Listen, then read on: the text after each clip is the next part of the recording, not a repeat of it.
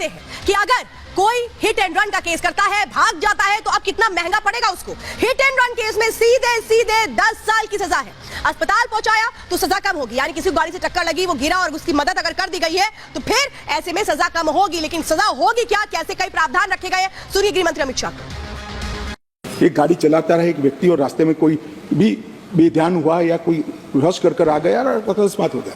अकस्मात करने के बाद वो व्यक्ति स्वयं उसको पुलिस स्टेशन या तो हॉस्पिटल ले जाता है, तो इसके लिए कम सजा का प्रावधान किया है। और हिट एंड रन केस मरता हुआ छोड़कर कोई भाग जाता है तो इसके लिए हमने 10 साल की सजा का प्रावधान किया।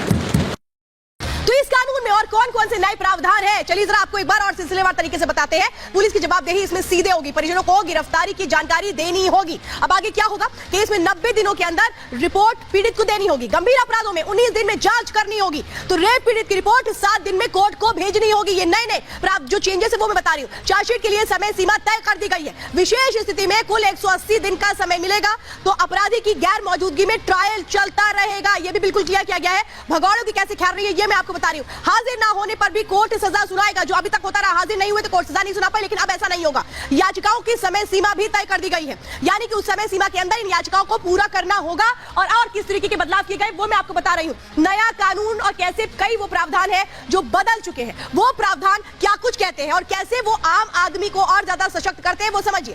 कैसे अब बदले हैं पूरे कानून। ये अगर मॉब लिंचिंग होती है और उसमें जो आरोपी पकड़ा जाता है उसे सीधे अब फांसी होगी, बच नहीं पाएगा। ये जो एक तरह से चेन स्नैचिंग है, इसको लेकर नया कानून बनाया गया है। घरेलू हिंसा को लेकर 3 साल तक की सजा का अब प्रावधान होगा, जो बदलाव किए गए हैं। चलिए अब बात करते हैं आज की दूसरी बड़ी खबर की। जिस तरीके से विपक्षी सांसदों ने उपराष्ट्रपति जगदीप धनखड़ का अपमान किया है, उसके बाद जनता में नाराजगी है। लोग साफ तौर पे कह रहे हैं कि क्या विपक्ष भूल चुका है मर्यादा को, और विपक्ष से कैसे सियासी कलाकारी बताकर अपनी जिम्मेदारी से बचने की कोशिश कर रहा है।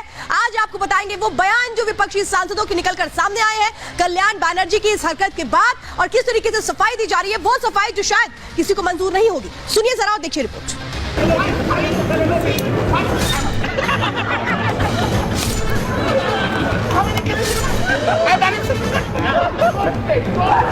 किसान समाज को बेइज्जत कर दिया, मेरी जाति को अपमानित कर दिया, और आप चुप हैं।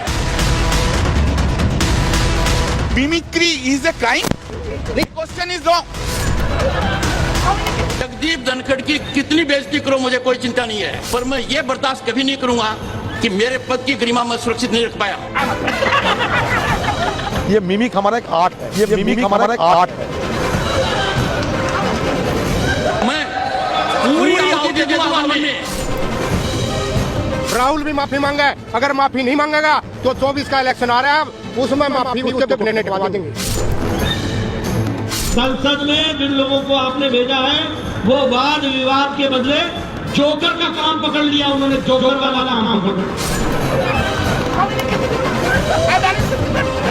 जो किसान परिवार का अपमान है वो हम बर्दाश्त नहीं करेंगे।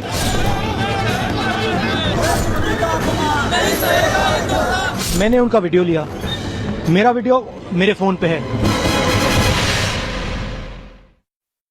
तो सुना आपने, ये विपक्षी सांसद हैं जो अभी भी इसे एक तरीके से कलाकारी बताने की कोशिश कर रहे हैं। लेकिन अब मैं आपको बताती हूँ कैसे जो जाट समाज है वो इस वक्त नाराज है। मिमिक्री पर घमासान, ये तस्वीरें इस वक्त आप देख रहे हैं, साफ तौर पे लिखा जा रहा है कि कांग्रेस को माफी मांगनी चाहिए। कल्याण बनर्जी और राहुल गांधी के खिलाफ ये गुस्सा है। ये तस्वीरें आप देख रहे हैं किस तरीके से ये लोग सड़कों पर उतर आए। कल साफ तौर पर जाट समाज ने कहा था कि 2024 के लिए कांग्रेस को नुकसान उठाना पड़ेगा। अब ये तस्वीरें आप देख रहे हैं जिससे साफ तौर पर जो नाराजगी है वो खुल करके सामने आ चुकी है। ये साफ तौर पर कह रहे हैं कि जो हरकत विपक्षी सांसदों ने की है ये बर्दाश्त नहीं की जाएगी। लेकिन सिर्फ और सिर्फ ये जाट समाज ही अपनी नाराजगी व्यक्त नहीं कर रहा है, बल्कि आज तस्वीर जम्मू से भी निकलकर सामने आई। वो तस्वीरें मैं अब आपको दिखाने वाली हूँ। ये देखिए, आप देख रहे हैं ये जम्मू में डोगरा फ्रंट के लोग हैं जो प्रदर्शन कर रहे हैं। हाथों में कल्याण बनर्जी के फोटोग्राफ्स है और जमकर नारेबाजी की गई। और ये कहा गया जो किया गया है वो बर्दाश्त नहीं होगा, इसे एक तरह से माफी अब मांगनी चाहिए। ये आप देख रहे हैं वो नाराजगी जो खुल करके सामने आ रही है। लेकिन अब आपको कुछ और जानकारियां बताते हैं कि किस तरह से देश में लोग नाराज हैं, लेकिन विपक्षी है जिनको समझ नहीं आ रहा वो कैसे इसे अभी भी एक तरह से ये बताने की कोशिश कर रहे हैं कि कुछ गलत नहीं हुआ है। तो उपराष्ट्रपति के अपमान पर देश भर में इस वक्त गुस्सा देखने को मिल रहा है। देखा भी अभी आपने, जाट किसान समाज अपमान पर आक्रोशित है, प्रदर्शन वो लगातार कर रहे हैं। तो खाप पंचायत पालम 360 ने अपना गुस्सा कैसे व्यक्त किया सड़कों पर उतरकर, वो तस्वीरें भी अभी आपने देखी। साफ तौर पे कहा गया है, बकायदा होर्डिंग बैनर्स लेकर वो अपने हाथों में निकले और उन्होंने कहा राहुल कल्याण बैनर्जी यानी राहुल गांधी और कल्याण बैनर्जी को माफी मांगनी चाहिए, माफीनामा चाहिए जाट समाज को। राहुल और टीएमसी के घेराव का भी इसके बाद ऐलान कर दिया गया है और कहा गया है बर्दाश्त नहीं